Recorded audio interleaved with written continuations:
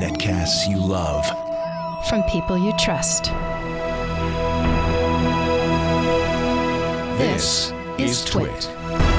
Bandwidth for iOS today is provided by CacheFly at CACHEFLY.com. Coming up, alternatives to Apple Music. Plus a slew of new Adobe apps just released. All that and the ultimate bucket list app. On iOS Today. Yay! iOS Today is brought to you by Wealthfront. Wealthfront is a low-cost automated investment service that is the most sophisticated way for you to invest your money. Whether you've got millions or you're just starting out, visit wealthfront.com/iOS Today to sign up and get your free personalized investment portfolio. That's wealthfront.com/iOS Today. And by lynda.com, the online learning platform with over 3,000 on-demand video courses to help you strengthen your business, technology, and creative skills. For a free 10-day trial, visit lynda.com/iOS Today. That's LYNDA.com/iOS Today. And by Braintree. Even the best mobile app won't work without the right payments API. That's where Braintree V.0's SDK comes in. One amazingly simple integration gives you every way to pay. Try out the sandbox and see for yourself at BraintreePayments.com/iOS Today.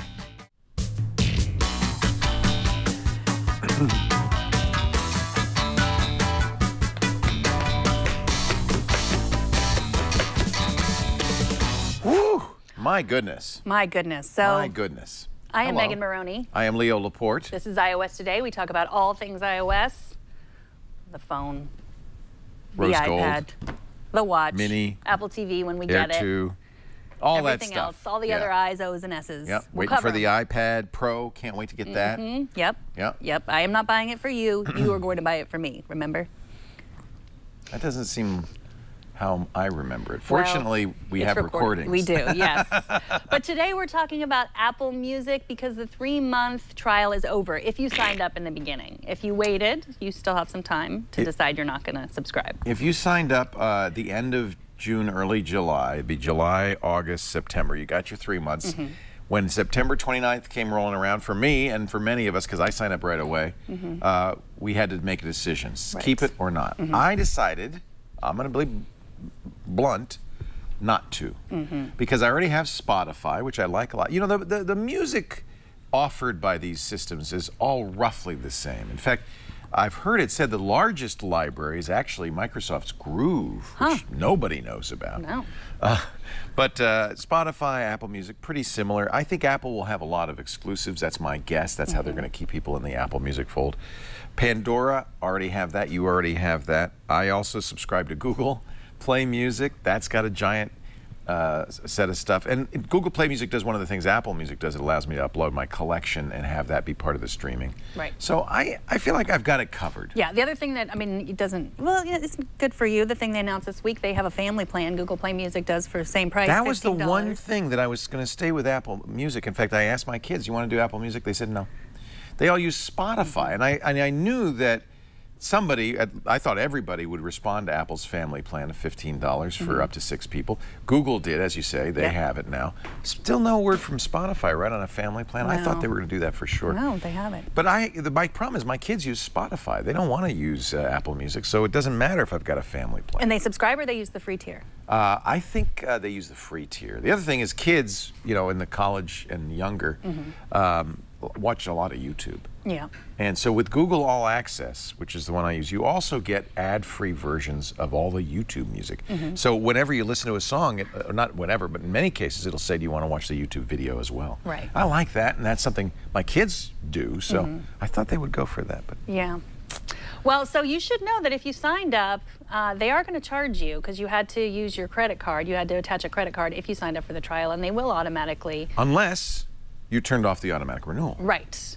Do you want to go through that, or do you want me to go through that? Yeah, you might want to do that now if you haven't done it, or if you know, I think you could still sign up and get 3 months free, right? Yeah, I think, yeah. So this isn't something that everybody will have to do or had to do on September 29th. Right. It's in your iTunes music store, right? Oh, yeah, or you can do it through the music app. Oh, or in the app directly. Yeah, here. Okay, why don't you show me then? click on this little guy up here. Yeah, that's your person. Then you go View Apple ID. Okay, and you'll see your subscriptions in there. Then you would enter your password. I hate it that it doesn't always accept the fingerprint. You know? I know. It really should. I took all the trouble, put a fingerprint in there. You still want me to enter a password sometimes, and I don't even understand why. Sometimes it wants a password, sometimes. Okay, and then we're back. You click on Manage. So Manage right here. I don't think that's going to show anything. Manage subscriptions, and these are all the things you subscribe to, which includes, by the way, Beats Music. Well, that expired. And Rhapsody. And RDO expired, but I've still got these two. But it doesn't have my Pandora subscription in there. I don't know why. Do you know why? Yeah, because you probably didn't use iTunes to subscribe to Pandora. That's true. So, you know, it's on the one hand, Pandora gets more money. They get 30% more money if you subscribe to them through the website or through the app. But when you do it through Apple, they take 30%. On the other hand, it's really convenient from a management point of view, and Apple automatically renews it and all of that stuff, and you can do this if you want to turn it off. So yeah, and then you got to take one more step. And I even subscribe to magazines and newspapers through the iTunes store. I know they don't get as much money, but so it's go ahead, just turn that right off now. Just no, yeah, forget. Okay. And then automatic renewal. That's what you want to turn off. That's what you want to turn off. Okay. You're not going to though. You're going to stick with the. Well, I don't know. I'm gonna give it some more time. It will also, as you can see in there, tell you how much longer you have if you're doing the free trial, so you'll know when your expiration date is. So do check that. And remember, if you did it, when it's automatically set up to be auto-renew. So at the end of those 3 months, unless you say otherwise, it will charge you and you'll get another month. Yeah. The other thing they promised that you could have a family plan with Android. They were going to have an Android app, and they haven't delivered that either. And that's another reason, because as you know, I use a lot of Android stuff, and it has to work on Android for me, and it has to work on Sonos, which Apple Music doesn't yet, but will, I'm sure, soon. And it doesn't work with the Amazon Echo. I mean, you can pair your phone and play through there, but you can't control it, and you probably never will be able to. So as you saw, I also subscribed to Rhapsody, and they have a 3-month trial for $1 right now. And the reason I tried that is they have a special kids section, and you can have accounts just for your kids where they're kind of locked in and only can listen to kids' music. So I can show you this. This is what it looks like. Now, my kids are already a little bit too old at 12 and 10 for this. They listen to regular music. This is Kid Bop. But we used to listen to, like there's Disney, there's Kid Bop, I see. SpongeBob. Oh, that's nice. And how much is that? The same price as the normal Rhapsody? Yes. Okay, but the normal Rhapsody I think is a little. I think it's $12.99. Okay, for a family plan. Yeah. Okay. So you can kind of lock them in and keep them kids, that'd be from great. whatever this is over here. I don't know. Yeah, you don't want a child to see that. They're gonna. That's nightmare material. Whatever that is. Wow. Yeah, you want to keep them with the Casper Baby Pants as long as you can. Casper Baby Pants. Can I just hear what Casper Baby Pants sounds like? Sure, let's listen to some Casper Baby Pants. This is why children today. Oh, this is cute. It's Weezer. Is it? Oh, no, it's not. No, it's about. I thought it was Islands in the Stream. No, but Butterfly driving a truck. It was a great Weezer number. But kids, they never really released it, I don't think. Kids' music did get better since your kids grew up. Baby Beluga and Talking Heads and They Might Be Giants. They Might Be Giants. That's what I meant. I don't know if I don't think Talking Heads. They Might Be Giants. They've done the one about Wake the Baby Up. Yes. That's not a good idea. Never wake a sleeping baby. Rhapsody. No, but here's some reasons why I didn't like Apple Music. The music discovery was not as good as Pandora. Yeah. Just being able to find new music. The interface was not so great. It was hard to find things. It was really buggy. I would add things to my playlist. They would disappear. There was an update, but I didn't love it. So it's weird that I have so many complaints that I'm still subscribed to it. But I want to give it a chance. I want it to get better. And I'm lazy. So the other reason I didn't want to keep using Apple Music is because I wanted, this really confused me. And maybe it's just me. But when I had Apple Music turned on, I would see in my library not just songs I owned, but everything. And it was confusing to me about what I could download and what I couldn't, what I owned, what would go away when the subscription expired. So I actually was kind of glad to turn off Apple Music in the settings here under Music.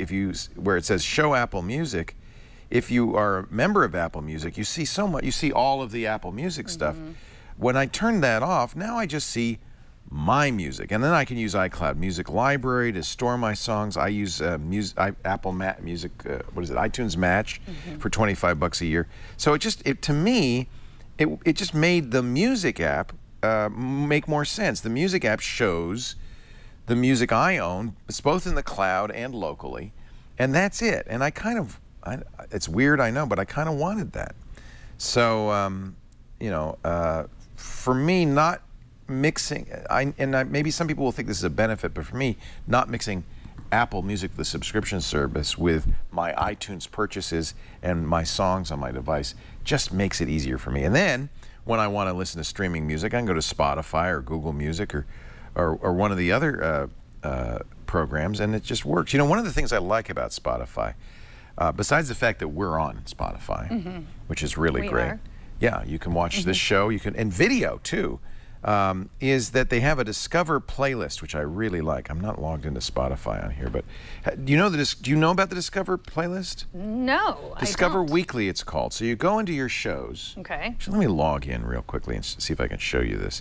You go into your shows, and there'll be a new playlist under the playlists section called Discover Weekly. It's updated every Monday, so it's easy to remember, because every Monday when you watch this show, you're going to see, there it is, and look at that. That's Anthony Nielsen's, and it has his picture on it because it's made for him, which is really interesting. And I listen to this every week because it's different every week.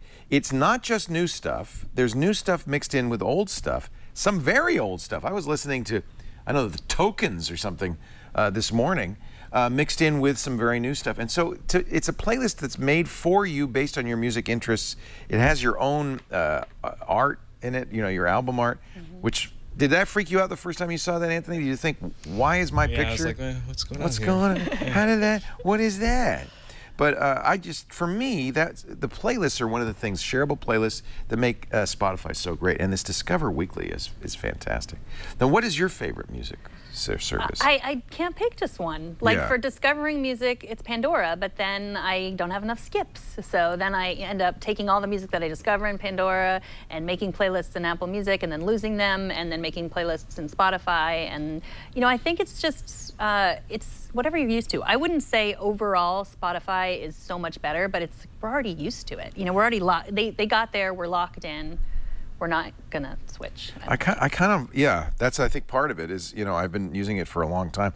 I actually let my Spotify paid subscription lapse because I wasn't using it that much until they put us on there. And then I said, well, see, there's my Discover Weekly has, for some reason, a picture of me in the stocks. I don't know where they're getting that. But you see. Was that like your Twitter profile for a while or something? Yeah, something. I don't know. Yeah. I don't know where they get it. But so Earth Angel by the Penguins from 1955 is in there, along with the Los Lonely Boys. See, my list is very different. This is a song I'd never heard before called X's and O's. It's an acoustic version by Keela Fletcher, and I love it. And I would never have heard it before. Let me also show you. Isn't that great? I'm going to add it to all my playlists. And all the... It's just great. Let me see now if you have shows turned on, and that may be a beta version. It's funny. I use it on the iPhone, and I really haven't. I don't know where to look. Here's radio. Here's activity. Let me show you on the iPhone. It'll be a little bit, because I know where it is in there. If I go to Spotify, in the you hit the hamburger menu, and you'll see that's what's new, and you'll see shows. This is where you're going to find video and audio shows, including all of the Twitch shows. That's something new. This is not music. These are, for the most part, podcasts and shows from Comedy Central and other places. And one of the things I think there's All About Android, for instance. One of the reasons I think they did this is because they don't want to be beholden to the record labels. This Week in Google. I'm sure iOS Today will show up eventually as I scroll through. I know Tech News Tonight was on there. Was one of the first ones on there. So it's a podcast player, and it even does video, which I think is really kind of intriguing. So let me pause this. But if people have been complaining about the fact that you can't go full screen on the podcast player, that was we talked about that last week. Well, you can go full screen on this, and it looks pretty good. So it doesn't have our live stream, but So to me, Spotify, that's why I resubscribed to Spotify, and then I rediscovered all these great things like Discover Weekly. I don't run, you run. Have you tried this running thing? I haven't. I didn't love it. It wasn't my music. It's very difficult to put your music in there. It tends to be EDM. You know, is it Tiesto? Is that how you pronounce it? So what it does is it matches. It uses the. To detect tempo. It uses the accelerometer. Yeah, in your phone to match it. So I'm running now. It thinks I'm running. It was fine, but it wasn't the music that I liked, so I didn't love it. It doesn't. It knows smarter. And it's going to start playing music that matches your beats your steps per minute. But you're right. It's EDM. Yeah, it's I don't not. want to listen to that. But you know, maybe if you like to run or something, it would be you know, good running music. I don't know. I think they're probably going to make that better. That when I tried it, it was an early version. All right. The thing we also haven't talked about a lot is Amazon. If you're an Amazon Prime member, you get Amazon Prime Music, and that's fine too. Crappy selection. No, yeah, it doesn't have much, but you know, you can buy music through Amazon. It has all the music if you ever bought, even if you bought CDs back in the day from Amazon, it'll be in the cloud, all that music. And when, you know, one of the nice things about Amazon is I stored all my music on Amazon. You could do that. I think I paid a small amount of money, like $20 for a year. And once all your music is on there, the streaming music includes not just the limited selection of Amazon Prime, but also all of your other music. So both Google Music and Amazon will let you do that, which is upload your stuff. That's one of the best features, I think, of Apple's music offering, but it's not the only place you can get it. And if you have an Amazon Echo and you listen to music through that, then this Amazon, is great. yeah, you can easily. But you can also listen to Pandora through your Amazon Echo, and you can thumbs up songs and thumbs down songs. Thumbs up songs. Thumbs up. Thumbs up those songs. Songs. Okay, here's the reason why I stuck to Apple Music in the car and using Siri. Hands-free. Siri is awesome. That's the only way you can, you know, play music from 2005, play my playlist. If I don't want to deal with it and I'm in the car, that's why I really like unique. Apple Music. I don't think anybody else does that. You mentioned the Echo. We get used to talking to our house, and now you want to do the same thing in the car. And I think you're absolutely right. I mean, if you have CarPlay or Android Auto, I think you can play Pandora sometimes. In Android, you can talk to your phone and say, play, like, listen to Bob. You could say, okay, Google, listen to Bob Dylan. And then at some point, if you haven't selected a source, it'll ask you, well, where do you want me to play your music from? That'll become your default source for Google Now. I choose Google Music, and then it will, but it's not as good as Siri. You can't say all of those extra things, you know, they play the 2000s and things like that. I think I need another month to decide exactly. I think I need to narrow it down to two. I'm crazy. I'm paying for 3. It's nuts. Let me show you one other thing. This Google announced this last week, I think. Yeah. This is the Chromecast audio, and by the way, they pointed out that it looks like a record. What they neglected to point out is also looks like the Beats logo. But, I thought it looked like the Beats logo we too. we won't mention that. It is like their Chromecast in that it is a Wi-Fi dongle that you hook up to your stereo or any powered speaker system, and then you can use your iPhone to cast to it. But there's a limited number of applications that will cast to it. Now, one of the things I found was pretty cool, and I'm going to do a full review of this for Before You Buy, is it comes with an analog cable. So, for instance, I have a powered speaker here. This is the Jawbone Jam Box. And it has a auxiliary input. Most speaker systems do. Waiting for device to connect. And so if you plug this into like that, and you plug the other end into this, and then you use the Chromecast app on your device, or iPhone or your iPad or your Android device, to set this up, you can then cast audio into this little dongle. By the way, it needs power as well, so I have in my pocket a USB cable, so we'll just plug that in Okay, here. I have a question. The Jawbone is Bluetooth speaker, correct? Okay, what you're about to say is, why are you connecting this whole thing up when you could just do it via Bluetooth? That is what I'm about to say. I only brought this because it's small. Oh, okay. Got it. Obviously, you could use Bluetooth. This is higher quality than Bluetooth. So you can use any speaker. It doesn't have to. It has to be a powered speaker with a input of some kind. Got it. I set it up on my stereo at home because this is what was really interesting. This, of course, is looks like an analog port, so you can use the included cable, or you can go out and buy an RCA jack adapter cable. But you can also use an optical cable, and at home on my stereo, I'm doing that. That means the optical cable plugs into the same hole. It's optical or analog, and then into the optical input on my stereo. That means this is going to not send analog audio. I'm not going to use the converter in the Google device. I'm going to use the converter, much better converter, in my stereo system. So then you get high quality music. Now, it's kind of limited for now. It does not, for instance, do YouTube. Remember we were talking about how you could play YouTube music? That's been a little disappointing to people. It does Pandora, Google Play Music, RDO, NPR One, which is actually great. I love NPR One. That you can put together NPR shows in a stream. iHeartRadio, which of course carries my Tech Guy show. TuneIn Internet Radio, which carries other radio shows, including my Tech Guy show. And our shows too. And Spotify will also work with this, even though it doesn't have that on the label. But I don't know if it's Spotify on the iPhone. I know it works with Spotify on Android. Spotify allows you to cast to a device. It puts the button at the bottom, and I found it to be a little bit flaky as well. But so what you're looking for is audio programs that support Chromecast audio. The good thing about this is it allows you to essentially turn any speaker system into an internet speaker system. You control it from your phone or tablet, not from a remote control or even from your internet speaker system. You can control it from your mobile device. But you can turn off your mobile device once this, just like the Chromecast video, once this starts playing the music, it's doing the work. It's getting the Wi-Fi. It supports 802.11 up to AC version.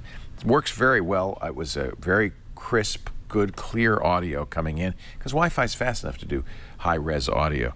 But it's a little limited in the number of applications it supports. $35. This is a great way to internet enable your stereo or your speakers if you have powered speakers, your computer speakers. Well, I guess they're already connected to the computer. You don't really need this. Same thing with a Jawbone Jambox. I mean, you already got Bluetooth connection. You don't need. But the Wi-Fi is better. The quality is better than Bluetooth.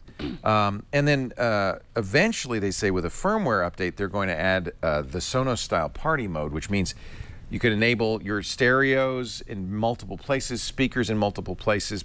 If they're powered speakers, you just plug this into them. And then you can all play the same thing throughout the house. And they say, and we'll have to see, we'll test it when it comes out because it's not available yet, they'll all be synchronized. And that's a hard thing to do. Only Sonos, to my knowledge, is the only one that's been able to do that where you don't get echoey and weird latencies going on. So this is a cool device. I think it's early days yet. You might not run out and get it, but if you have a speaker system and you want to play music from your iPad or your iPhone, from those apps, this is an interesting way to do it. It's a lot less expensive than going out and buying a Sonos, which starts about $400 bucks. Yeah, don't try to get it on Amazon though, because they're not selling those, right? Yeah, right. Amazon, that's so weird, has decided not to sell Apple or Google devices like this. They say because it doesn't work with Prime.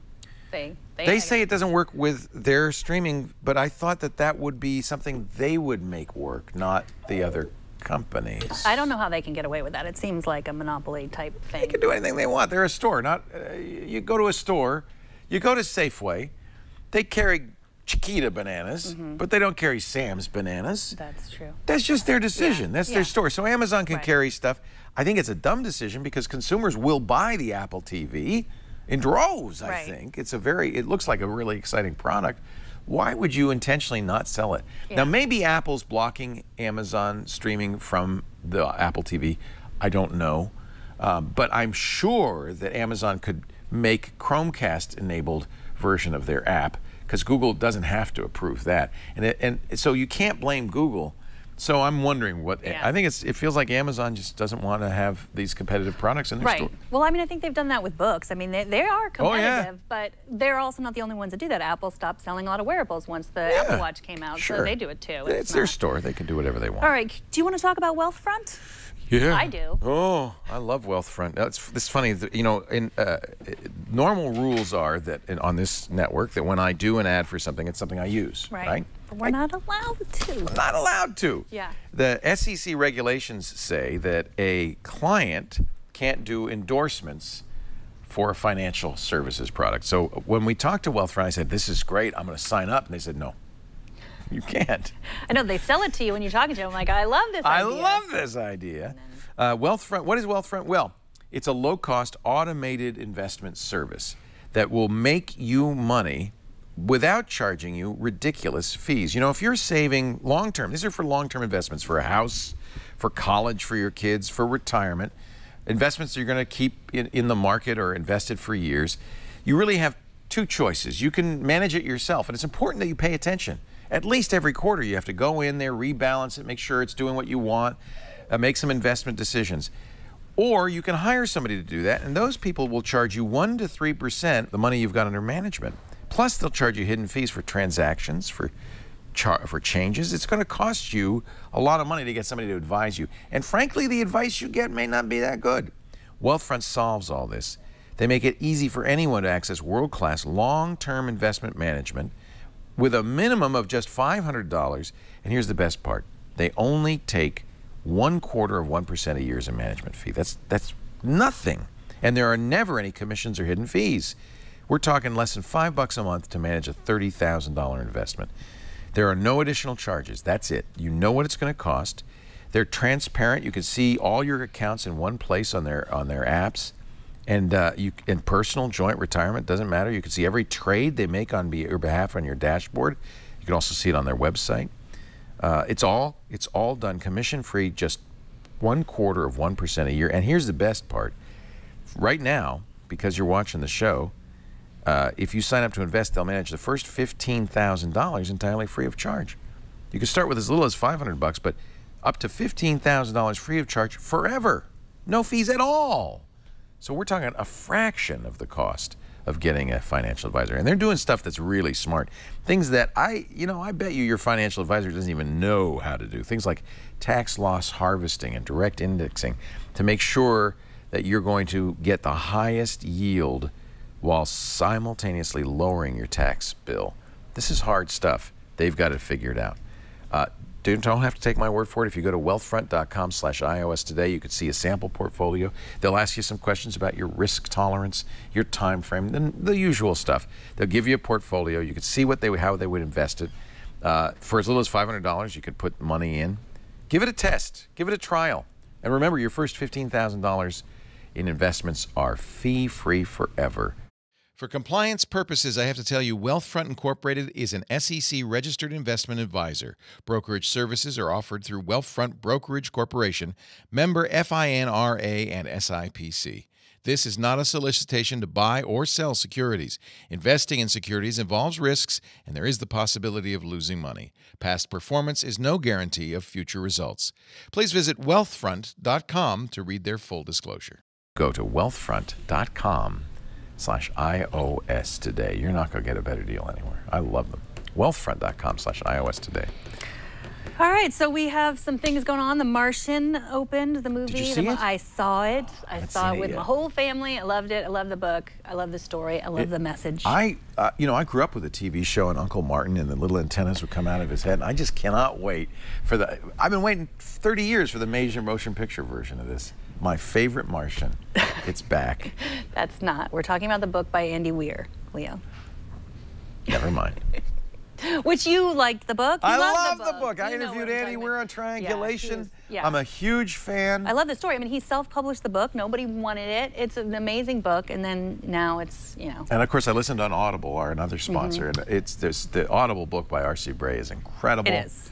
Did you listen to Audible? I listened to it. We listened to it on a family trip. Oh, what a great idea. Yes. The kids liked it? Yes, the kids love it. It's got some strong language. Lots of cursing, but that's it. And you know what I say? If you're stuck on Mars, that's the words you're going to say. It's actually funny, and I bet you the kids burst out laughing because a new chapter will begin with, he's kind of having trouble, right? He's stuck on Mars. And I bet the kids loved it. Yeah, they listen to it probably 5 or 6 times. Like, they listen to it like a fairy tale while they're going to sleep every night. They re-listen to it. No, they know all of it, so they can tell you exactly what he left out in the movie. And I actually like that because it introduces kids to the idea of science and problem solving and using your brains to solve a problem in a logical fashion. And it's very ingenious and it's very scientifically accurate. Andy Weir said, there's only one thing I made up that is not scientifically accurate, and that's the very beginning of it. The reason that the Martian, our hero, astronaut Mark Watley, gets stranded is there a giant windstorm comes up on Mars, and it destroys the habitat. Here it is. The Hab. And the astronauts think that he's been killed, so they leave without him. And of course, he's not dead, and therein ensues a story. And Andy Weir told me that the sandstorms on Mars are very slow, The wind doesn't blow that hard because the atmosphere is thin.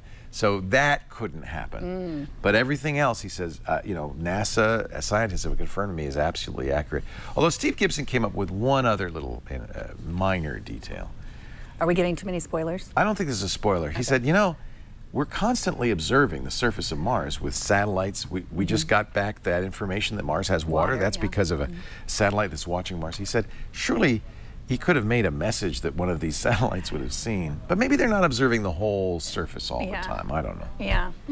Well, the reason I bring it up is because you need to see it and read it and both. And and anyone who would like to discuss with me who's seen it and read it, I have talk some about issues. It. We don't. I have. You have some issues? Well, they're good issues, but I just, you know, anyone, you can tweet at me at Megan Maroney. I will discuss this till the cows come home. By the way, Mars Worm in our chat room, aptly named, says there was a movie of My Favorite Martian in 1999 with Christopher Lloyd as Uncle Martin. Perfect casting. And Jeff Daniel as his nephew. Oh, interesting. That is okay. So there's a Martian app. It's here it is. This is a cool app. It's for the iPhone is it or for, the iPad is it the movie? and the watch. It's not the movie though, is it? It is the movie. You are NASA Mission Control, and you need to help bring Mark. And it's all Watney text-based, home. right? Yeah. So it's just a text-based game. So here's what one of my boys went through this whole thing. So you get messages. The only reason it's not my app cap, which is our favorite app of the week, is that it's a lot of notifications. And you get them on your watch, and you get them on your phone. Well, that's the game. Yes. So if you want to be, you know, notified about this game constantly, then definitely get it. Well, because things happen, and you need to respond. You need to do something about it. So it's So you're NASA, and you get to, you know, choose like, sure, what's on your mind, or we need to talk to you about. Yeah, it's one of those text adventure games, and it's just called The Martian. And you're saying this is the movie version. This is because I think we've talked about this game or something very similar. Oh, there was a game that before. it is almost exactly the same, and now I can't remember so they but maybe it is a space. Modified it slightly. So because you hear, but this is for the movie. You buy tickets to the movie. Oh, you watch the trailer, read the book, rate the game. But there was a game that we watched, and it was an astronaut and you played it on your watch. And we did, and I can't remember what it's called. But chat room. Yeah. And we recommended it on this very show. Dunn says, Mark, this is like making Mark Watney into a virtual pet, a Tamagotchi. Yeah, it's just, exactly. I need water, I need food, feed me. So yeah, you can play many of the characters. You can be Mindy Park, who, in my opinion, might have been played by an Asian actress in the movie, but she is played by Mackenzie Davis, who from *Halt and Catch Fire*, who I love. So I forgave that. Okay. But, you know, playing a little fast and loose with the characters. They're trying to get the geek audience in there, right? Yes. There it is, Ares 3. So, yeah, what was that app that we recommended? I don't remember. But so, The Martian. Not the best app ever, and it definitely is a promotion for the movie, and if I didn't love the movie and the book so much, I might not recommend it, but there's it. This looks like fun. Yeah. What's that app? So you feel like he's always in touch with you? You do.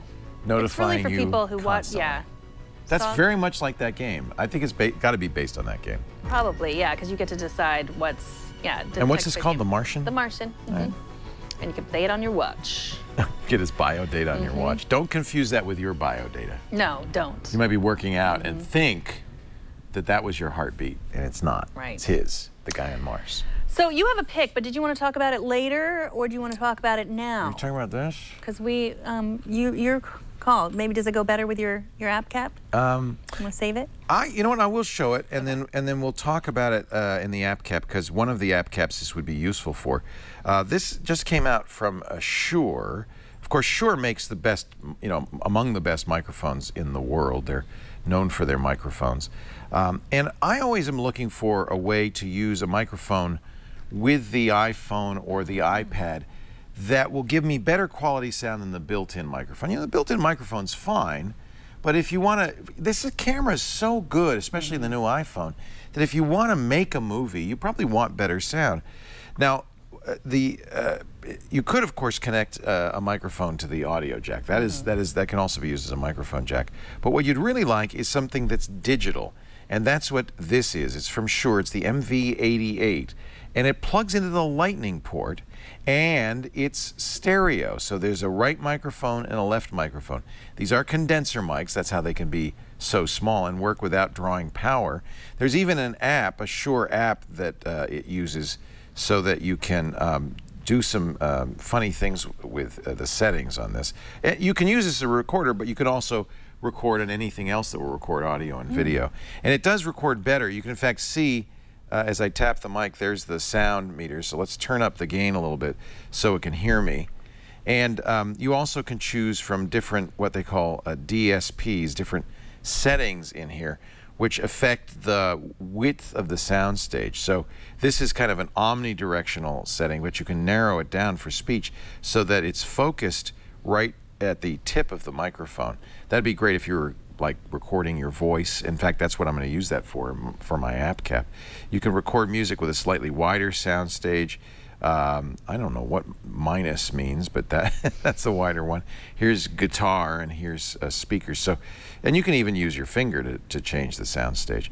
It's cool that it's stereo. It's a little weird though, because this is left, this is right. If I'm making a movie and shooting this way, by the way, you can easily make the microphone, just flip it around, point towards what you're shooting, and that's kind of what you want.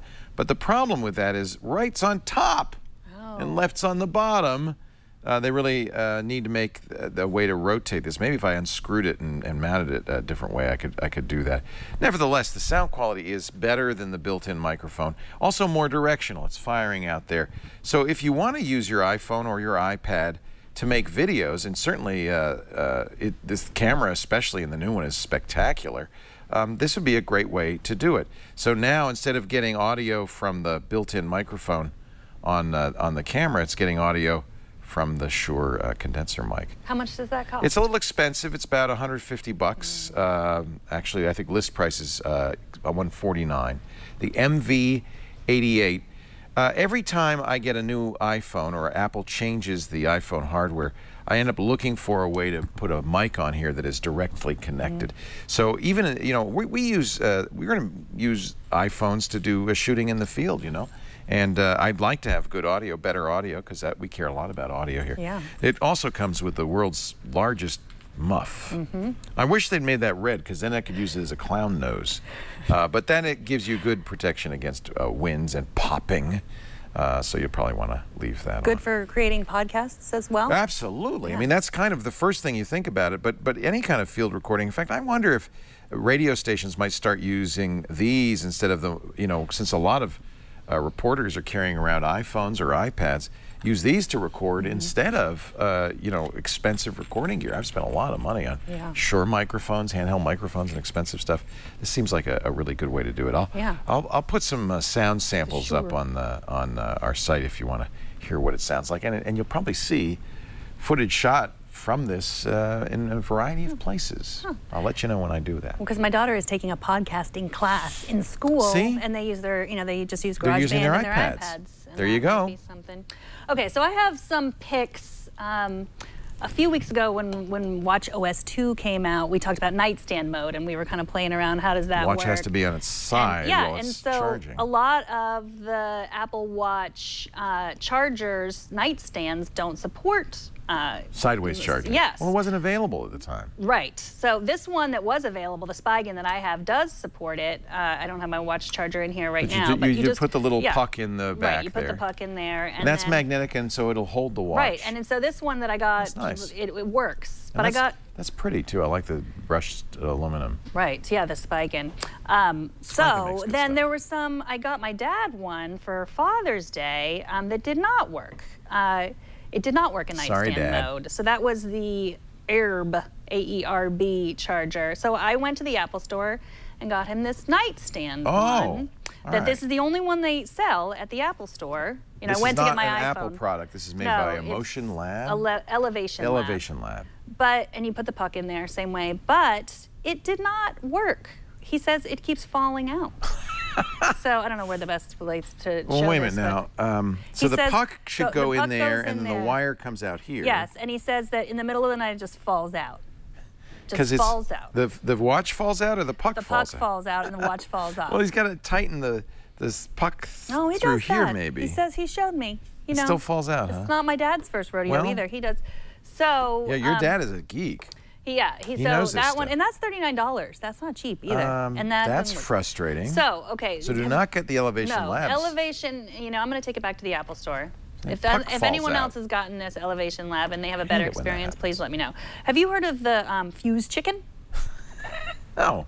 This started as a Kickstarter project, and they have a lot of products. And now I'm testing their Apple Watch charger. And when I say I mean my dad. This is a gooseneck lamp. Yeah, so they have a lot of chargers. This one plugs right into your USB or just stands on the ground, and it's also a good stand for your iPhone. You haven't seen this? All right. Whoa. And so you need a computer for the other end. Yes, but you don't. Or a charger, you can just I stand guess. up. But this bovine iPhone charger just stands up like that. Interesting. And you can use it. And That's funny. I use the same desktop wallpaper as you do. You do? Yeah, that's weird, huh? So this has a USB, and you can charge, and it works in your charger to use as a stand in your car. And it has an Apple Watch charger that I'm testing. That must really confuse you when we both use our... Look at that, yeah. But I have a lot of apps. I'm changing mine. You're changing mine? Yeah, because I don't want to use the same one as you. How will I know? How will I know whose this is the Fuse Chicken bovine stand, and they have, so if you're looking for That's because all the good names are taken. Fused, anything with chicken is just a good. You'll remember it. Fused Chicken. You're going to remember Fused Chicken. By bovine, not bovine. Bovine, I think Fused Chicken is it's by Fused Chicken. Oh, it's the bovine by Fused. It's fusedchicken.com. Fusedchicken.com. Oh. We've reviewed these on Before You Buy, Karsten tells me, already. Yeah, in fact, I think I kicked into the Kickstarter on this. You did? Yeah, this looks really familiar. It. So it's a good stand for your iPhone. I don't know if they have an iPad stand. Good dock. Because this is a bit, I mean, I use this as my computer. I like it just, you know, it's a nice stand. Yeah. And then Do you they have an feel Apple like Watch you have to charger. futz with it a little bit to get it to balance? A little bit, and you have to certainly take the case off. It didn't work with the case. No, that's a big problem with cases, is a lot of times they block. Same thing with the Shure microphone. If you have a case on here, you may not be able to get the microphone in there, which is frustrating. So you're going to end up, you radio types, you're not going to have a case on your iPad. Or your, it does work, by the way, on the iPad. So I recommend the bovine Fused Chicken for a stand. That's the Apple Watch charger, which I also have. And Dad will be testing. Yes, my tester in the field, Dad, will let you know. He said he used it, and what's good about that is that you can put it in any height, because sometimes your nightstand is low and sometimes it's high, and so you can adjust it to wherever you want. Nice. See that? So the bovine watch stand, $25. Cool, a couple of good cheaper than the picks one there. that did not work. Well, that's frustrating. And then, of course, the Hermes watch is available. Did I mention that? Yes, several times. Today's the day that it goes on sale. Yeah, but you can't buy it anywhere. You can only buy it in select stores. And, Hermes stores, probably. Yes, Can you get Apple stores too? Well, not all Apple stores. Just certain. In the Bay Area, it's only the San Francisco Fancy Apple ones. store. That is one ugly band. Don't you think? By the way, note that the watch is different. It's not a traditional Apple Watch. An Hermes branded Apple Watch. In fact, I don't know if you can use other bands with it. Look at that attachment. I don't know if you can. Yeah, either. maybe you can. But the thing is, I mean, it's the band you're really buying, because, you know, the watch is going to become obsolete not so long. Yeah, but the Hermes band don't you want forever. a Hermes version of the watch face and all that stuff? Right, the next one. The next one. Yeah. So let's talk about lynda.com. What do you think? Nice. I like that. Very good segue. Good friend of ours, Linda Wyman. She created lynda.com some years ago because she was an educator. She taught people how to do web design and wrote some great books. And by now, lynda.com has more than 3,000, I think at last count, 3,888 on-demand video courses. That's tens of thousands of videos to help you learn more about, well, all kinds of things. Technology, of course, but also business, creative skills, great for hobbies. You want to learn how to be a podcaster? It's in there. You want to learn how to be a programmer? It's in there. You want to master Photoshop or get started doing photography, or maybe go beyond and become a professional photographer? It's in there. All at lynda.com. If you're interested in web design and development, you're going to want to check out their latest courses. This is really Linda's chief interest was all of this. How about this? Analyzing your website to improve SEO. You probably, like me, get that email all the time. People want you to spend hundreds and thousands of dollars with them to improve your SEO. Do it yourself at lynda.com. Problem solving for web professionals. WordPress Essential Training, up and running with Python and Django, and Squarespace 7 Intermediate Techniques. They've also added courses. I like that. They're another sponsor. They also added courses on the new features of iOS 9, what's new in watchOS 2.0. They work directly with the publishers and the hardware manufacturers so that when new stuff comes out, like iOS 9 or El Capitan, they've got a course on it. lynda.com. A lot of businesses, including ours, have lynda.com accounts because it's a great way to get your employees a little more up to speed on the technologies they're going to use. There's my friend Ben Long teaching the photography course. They have the best teachers, people who are passionate about the field, but also great instructors. We've mentioned Joseph Lanashki's great courses. There's so much in there. lynda.com. Check it out. We've got a deal for you. 10 days, the run of the place, free. If you go to lynda.com/iOS today. Unlimited access to all 3,928 courses now. They get more courses all the time. You can jump right into the middle of a tutorial. They have transcripts to make it easy to search right into there. Or you can do beginning to end. 10 days is enough time to take several courses. Get it free. lynda.com/iOS today. We'd appreciate it if you'd use that. That way they'll know you heard about it on iOS Today. You'll be supporting the show. lynda.com/iOS today. You know who else supports the show? Me? You. Viewers and like you? Yes, we couldn't do the show without you. Your questions, that's the time, your comments, your corrections. Last week we talked about whether there was 3D touch on the iPad Pro that was coming out. And we were trying to figure it out, and I said, well, there must be. And you said, I don't think there is. And I thought, wow, how could they leave that out? Yeah. Well, we found out. They don't. No 3D touch. Yeah. So, yeah, that's the definitive. How can it be Pro if it's missing one of the best new features of the iPhone? I don't know. Is it because they want to sell more iPhones and... my guess is that something about the pencil mechanism makes 3D touch not practical. Right. So you have to choose one or the other. That'd be my guess. Right. All right, we also got an email from Michael from Reno, Nevada. Now, he said he's been a fan going back to the Tech TV days. On episode 265, you said live photos could only be viewed on the iPhone 6S's.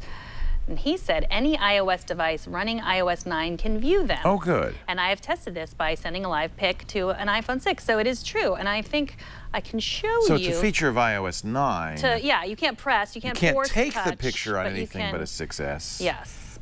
So as we mentioned before, really what these are a still that's a JPEG, and it's a higher quality, by the way. And then attached to that is a MOV file, a QuickTime movie file, that is the moving part of it.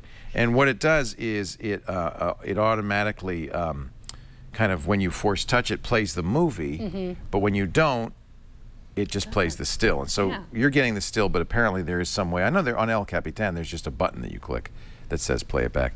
So the way Google Photos handles this, and I think this is an update because I don't think it did it before, is it uploads the still, so the still all by itself there, and then it also uploads a movie, which is the MOV file associated with the still. I don't see anything wrong with that. I think that's a perfectly legitimate way to do this. We were at the Getty Museum, which is just beautiful, and so I shot live photos, a lot of live photos. Here's Lisa looking at the beautiful fountain at the Getty Museum in Los Angeles. So that's a live photo. That's a live photo. The way Google Photos does it, but it corresponds to the still. So that's the still. So you get both. You get, in effect, the still and the live photo. So I actually think that's an okay way of handling it. It does, because this is the issue on a non-force touch or a 3D touch devices. How do you trigger that sudden motion? As we've shown you before, with the 3D touch, you just you press it hard and the thing comes alive. Let's try this one. Here was another one. There we go. There we go. So you just hold it until this was the one that I texted to myself. Okay. That's the crew opening there. On an iPad. There are 12. I know I could do it. Fires. Yeah. They got 18 Amazon Fire tablets for the cost of one iPad. So yeah, you can text them, but then when you save them, they don't appear to be live photos anymore. Yeah. Because I saved this because I thought this is what I'm going to show on the show, but then when I saved it, Yeah. Don't know. Yeah, see, and you can It's a tell mystery. because there is the live photo icon there. But I think because these are standard formats, JPEGs and MOV files, which almost any computer, even Windows computers, understand and can play back, that it's just a matter of companies saying, oh, I see we have a bundle of a JPEG and an MOV. I should treat this in some special way. The way Google does it, though, as far as I'm concerned, is fine because I get both, kind of both the still and the movie, a 3-second movie. They're all 3 seconds, which is kind of weird. See all these 3-second movies? These are all live photos. Have you turned off live photos? Yeah, so, and you mentioned this before, the advice is if you're doing a low light photo, so for instance, here's a low light photo from my iPhone 6s Plus, you want to turn off live photos because you'll get a higher quality image like that. I mean, that's as high quality as you can get. That is really, yeah. that's just beautiful. But I wish that were live so I could see you drinking that whole thing. Yeah. So when you're in the dark or when you just want the best quality photo, just turn off the live photos. It's that little yellow button. Boy, I have to say I've been very impressed by the camera on the iPhone 6s Plus. Me too. Took a lot of pictures. Now, of course, it's all in bright daylight, but I took a lot of pictures at the Getty, and just a gorgeous place. I got yelled at for taking that picture. You did? I did. I said, no pictures. I said, I thought you could take pictures here. None of that one. Really? Yeah. Interesting. Okay, so if you want to text a friend your live photo, you can do that. If they have iOS 9. If they have iOS 9. But That's they all don't they have need. to have a 6S. And Got they it. can watch it on their iPad Got it. if you text it to them, as Got I it. just showed. Okay, Justin from Jacksonville, Florida. He says, I was listening to Leo give his review of the iPhone on Before You Buy. Yeah? And Did I Leo get something wrong?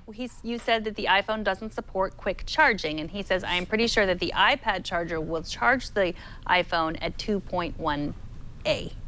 It will charge it. The question is whether it'll charge it faster. So you absolutely can use a higher wattage charger on your iPhone, on any iPhone, but there's circuitry in all modern devices with lithium-ion batteries to limit how fast it charges, to limit how many watts you can put into the thing. Apple does not say this has quick charging. I found it to be as slow as the old iPhone. So putting a higher wattage charger on this, I don't think is going to charge it faster. I'll have to do some experiments to see. When I talk about quick charging, I'm talking about a feature that is available on many Android phones that comes from a Qualcomm chipset that is called Quick Charge 2.0, and it really is fast. On the Moto X, for instance, you can charge the entire phone in an hour. You can get about 10 hours worth of battery life in just half an hour. That's what I mean by quick charging. It may be that using an iPad charger, a 10-watt charger on the iPhone, charges it a little bit faster, but I think there's circuitry in here. What you don't want to do, you'll wear out the battery faster.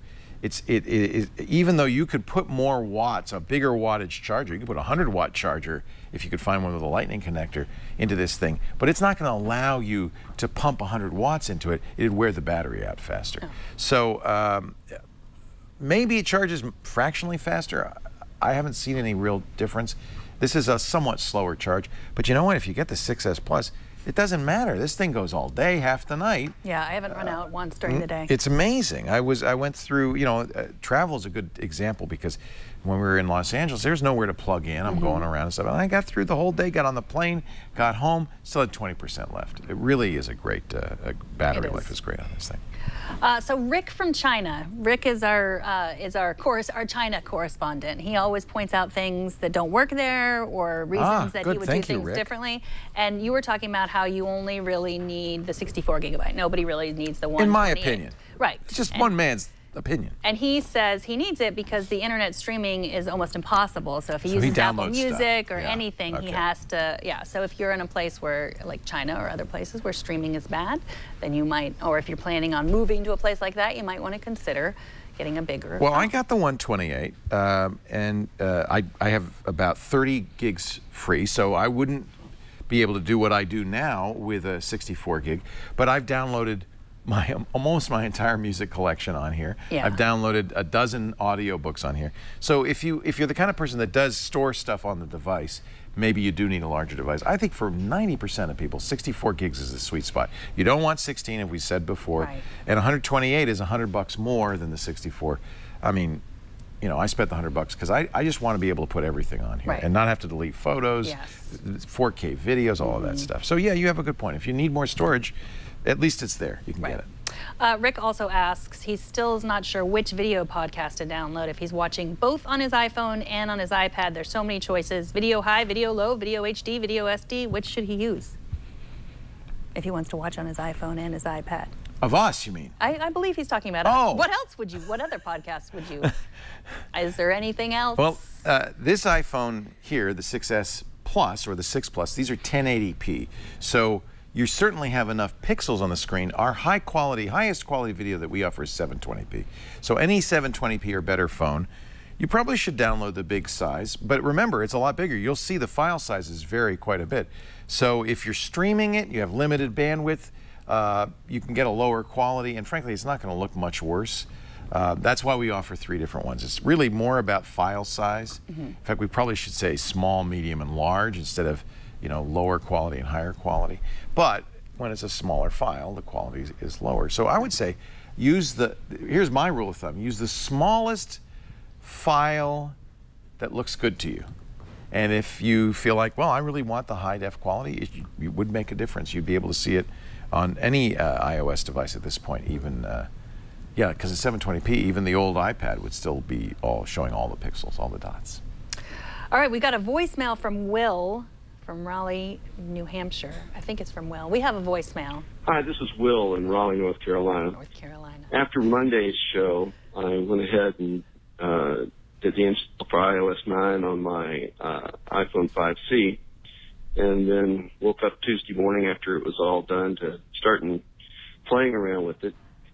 And one of the very first things I noticed when I needed to place a phone call was when I went to the multitasking view, the double press on the home button, that the contact favorites were no longer there. And of course, we've got this new carousel-style cards instead of the old single cards. I can't really say that that's an improvement, but man, I really miss those contact shortcuts. And best I can tell, they're just gone.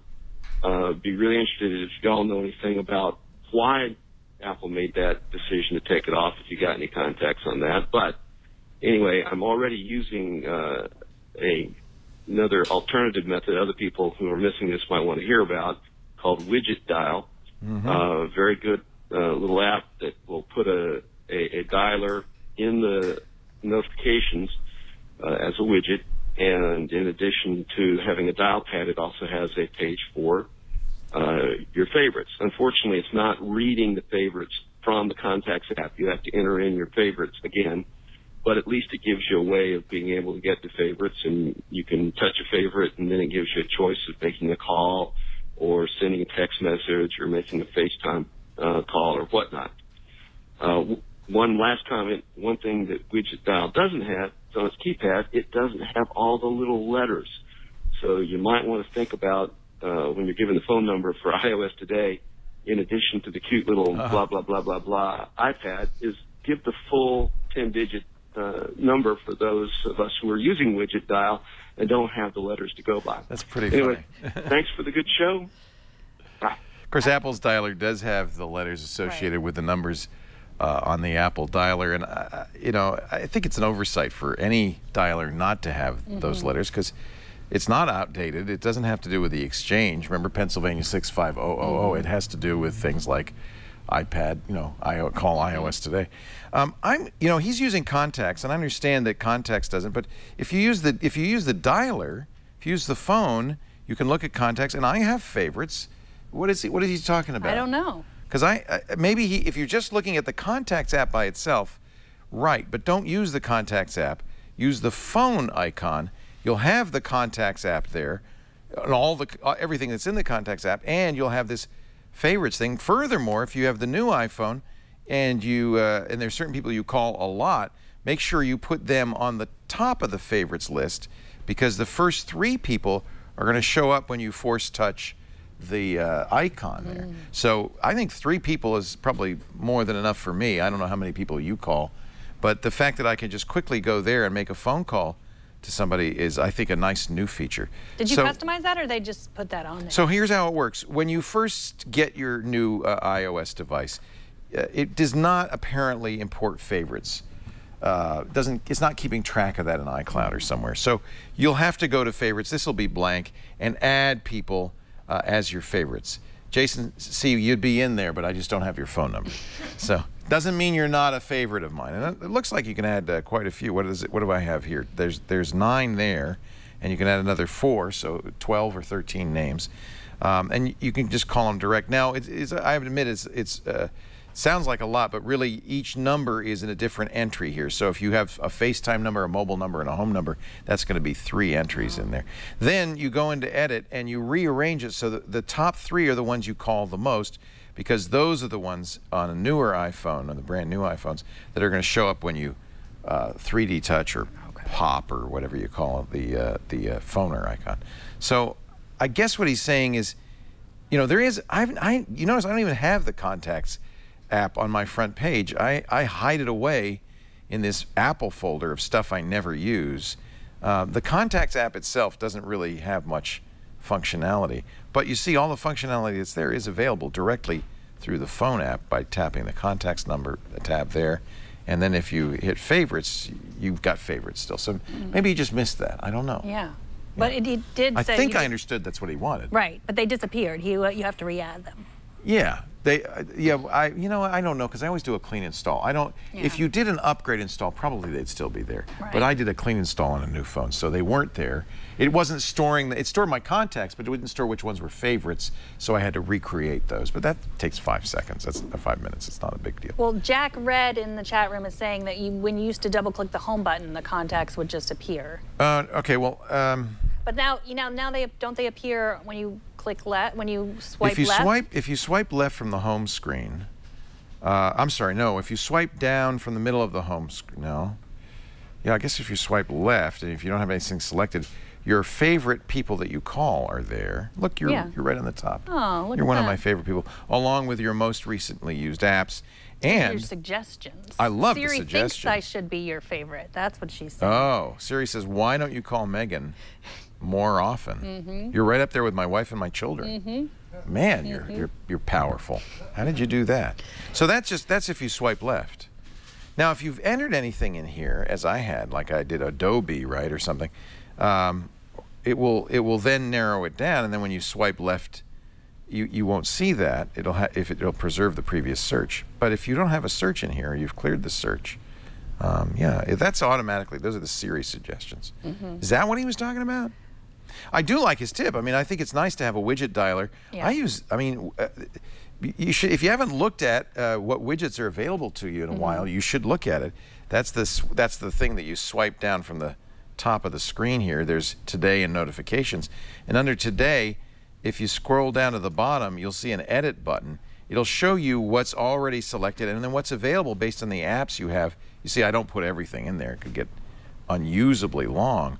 But there's some really good ones. We've showed this before. For instance, I use Authy. That was one of my picks. These are all my authorization numbers. So that means that even if I'm in an app, I just swipe that down. It shows me my battery on both my phone and my watch, travel plans, news.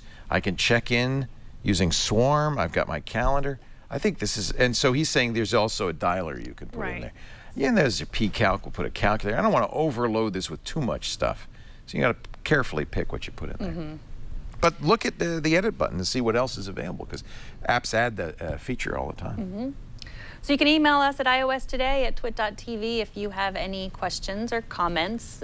You can obviously call us 757-504-iPad, and I will tell you what that is. iPad 4. Did this last week. I'll do it again. 723. You're figuring it out as you go. 4723. Yay. 4723.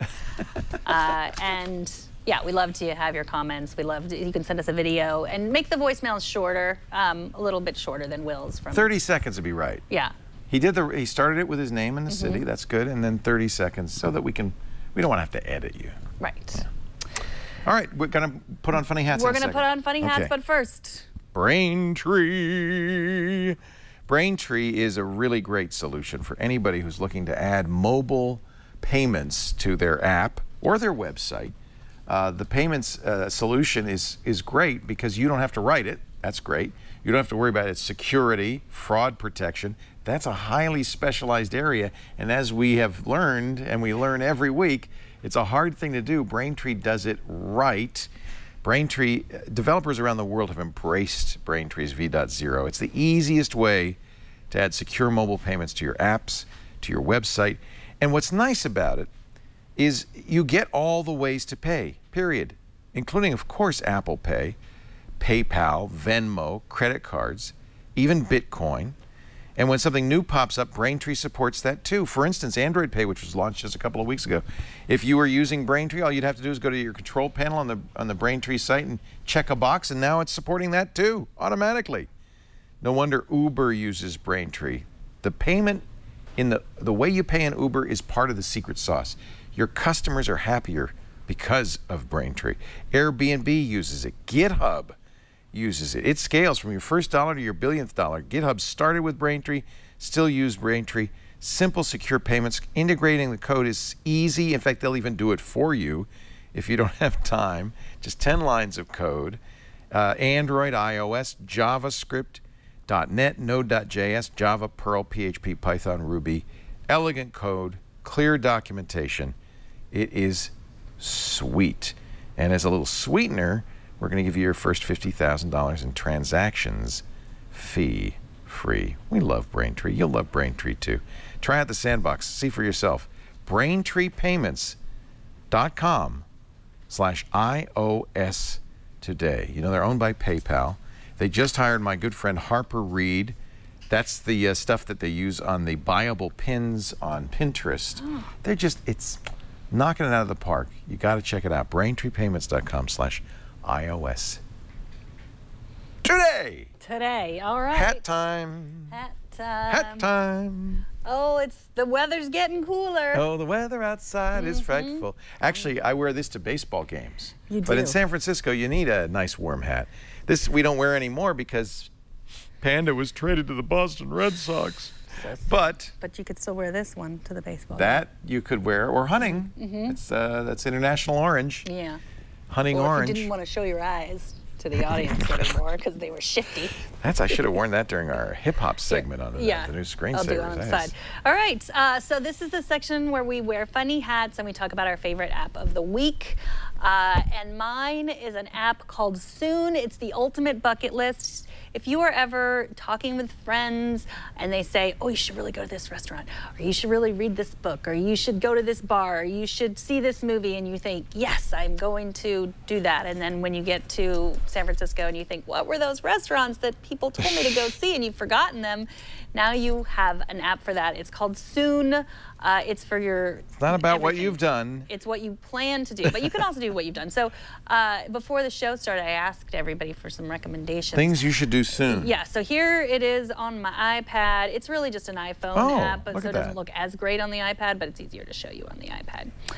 So here are some movies that I want to see. This was recommended by someone in the chat room, Jupiter Ascending. Yeah, I haven't seen that, but I wouldn't, So I haven't seen Kiss of the Spider-Woman. That's Mad Max, I haven't seen. Inside Out, I want to see again. Straight Outta Compton, haven't seen that. Steve Jobs, I want to see that. And so The Martian I saw over the weekend, as I will continue to talk about until someone shoves something in my mouth to tell me to stop talking about it. So then I've seen it, and I just click done. Did I like it? Yes. And then I can share it with someone else, or I can put it back, or I can share it. I don't know what. I'm not going to trash it. So did it bring in the like the movie art and all that stuff automatically? Yeah, it did that. Yeah, just you just look. So yeah, recommend a movie to me, Leo. You should see Casablanca. Ah, that. You must remember this. I should see it again. A kiss is, so it even goes to that far back, 1942. Hey, that's great. So, I love how that looks. Movies, that's neat. TV series. Same thing. These are some Orphan TV Black. series that I. Homeland, Mr. Robot. And the books I'm planning on reading. I like how the dots get smaller. Like, you really should watch more movies. But if you must read a book. I think that's as many as I have in there. That's how. Oh, it's related to your size of your list. Because I have no museums in there. Where should I go? Should I go to the Getty? Go to the Getty. Oh my gosh, I can't believe I've never been to the Getty. There's the Getty Villa, and there's it's not near you. Does it have to be near you? Oh, put it Los Angeles. That's all.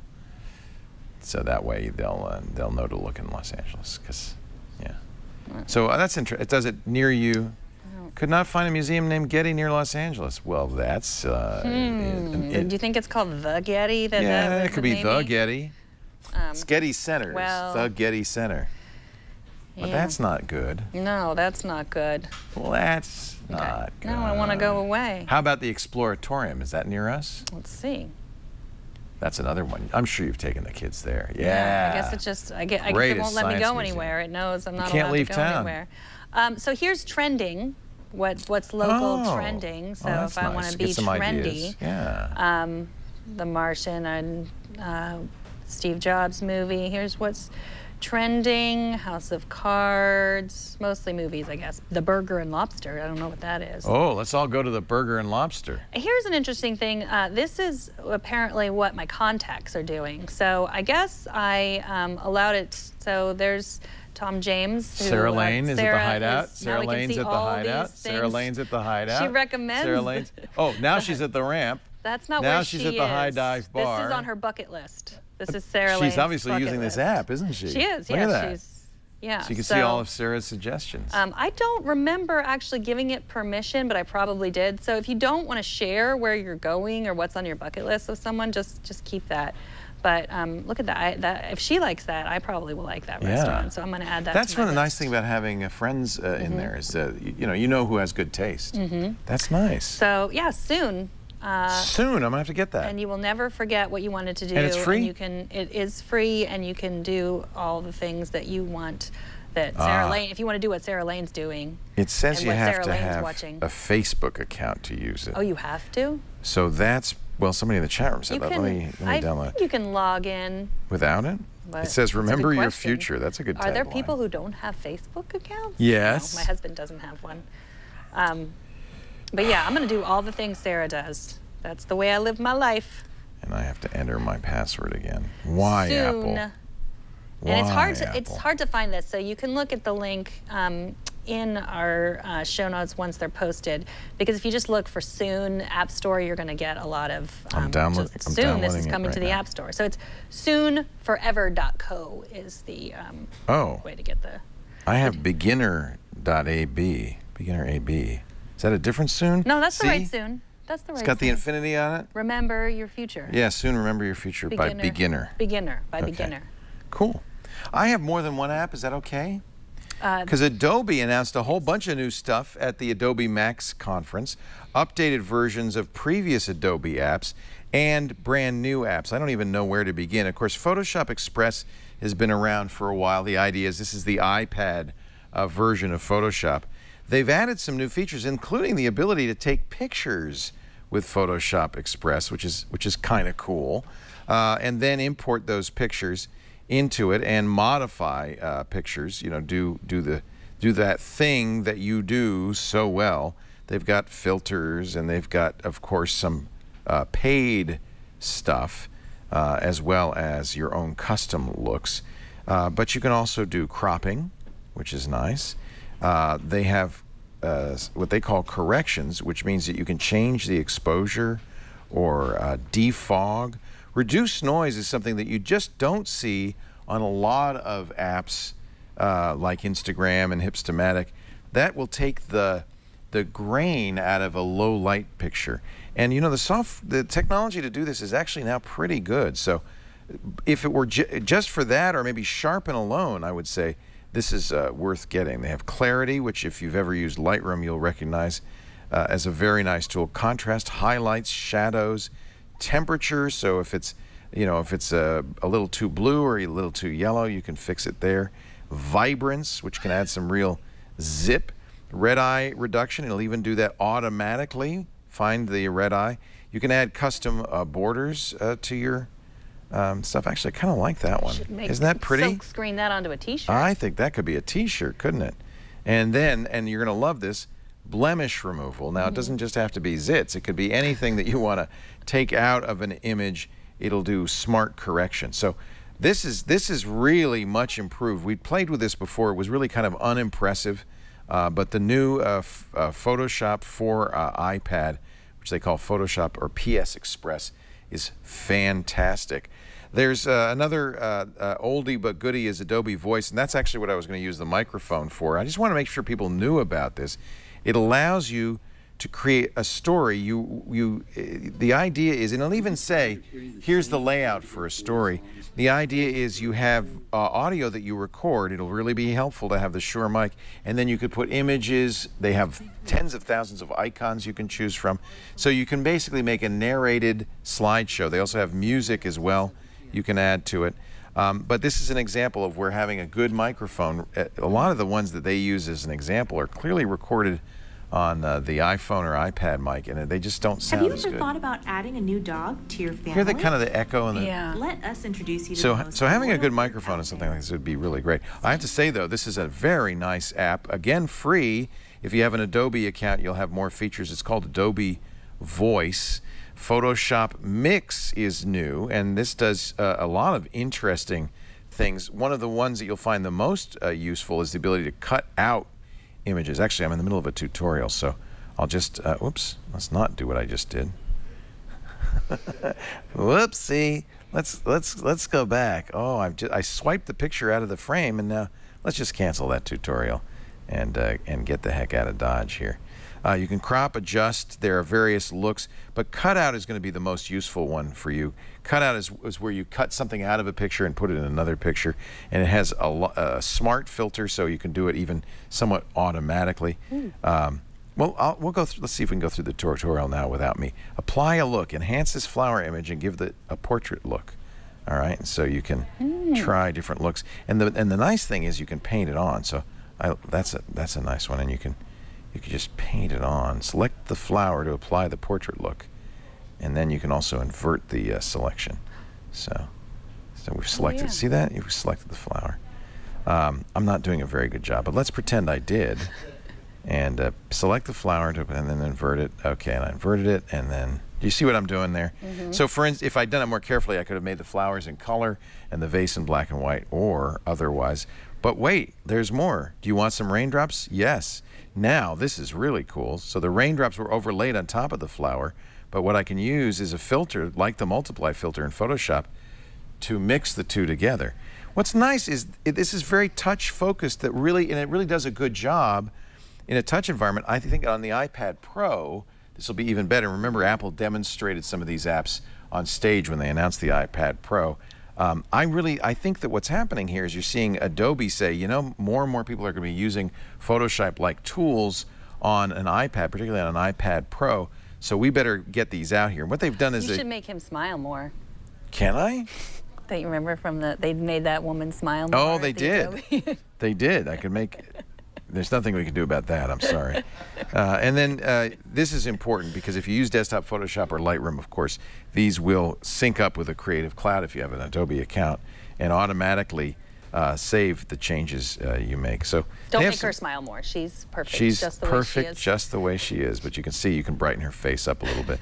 So it's a little confusing because there are literally half a dozen apps. There is considerable overlap between the apps, but they're free to download and play with. If you have an Adobe account, log into your Adobe account. If you have a Creative Cloud subscription, you'll be able to do even more with this. I use the Lightroom version. They've added some features to that as well. So Adobe really, I think, sees the iPad as a big-time future platform for them, especially the iPad Pro. But you can get a little taste of what it's going to be able to do right now. Adobe Voice, Photoshop Fix, Photoshop Mix, PS Express, those are the programs I showed. There's also Adobe Capture, which allows you to capture colors, shapes. There's a Sarah Lane capture I did some time ago, brushes, and apply these again into your Photoshop or into the other apps. So this is really a fantastic app. So I could take, for instance, let's say I really like the color and shapes of whatever that was. It looks like the stand that I was on. I could now then select a color and apply it and do some interesting things. The mid-tone color has been shifted. So I now applied that look to this, which is wild. Play with it. I think you'll find these are really nice apps, and they should be absolutely on your iPad if you ever do any photo or image work at all. My app cap. So free. With an Adobe free-ish subscription. Got it. Free-ish. You can make a free Adobe account. You should definitely use your Adobe account. If you have a Creative Cloud subscription, I have the cheap one. I have the, whatever it is, $8 a month for Photoshop and Lightroom.